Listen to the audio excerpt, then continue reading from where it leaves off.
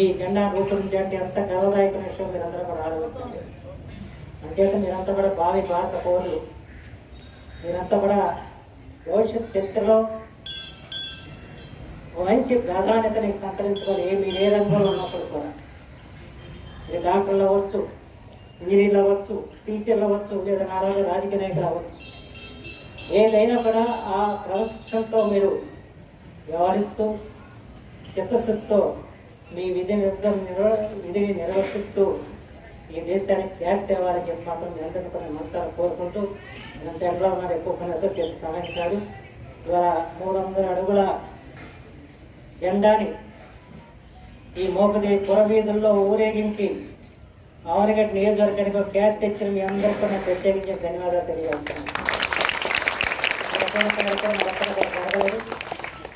దాన్ని నిర్వహించిన మీ జిల్లా పరిషత్ హై స్కూలు అధ్యాపక బృందానికి, మీకు మిమ్మల్ని ప్రోత్సహించిన జడ్పీటీసీ గారికి, నాగేశ్వరరావు గారికి, ఇంకా ఇక్కడున్న పెద్దలందరికీ నా హృదయపూర్వకంగా అభినందనలు తెలియజేస్తున్నాను.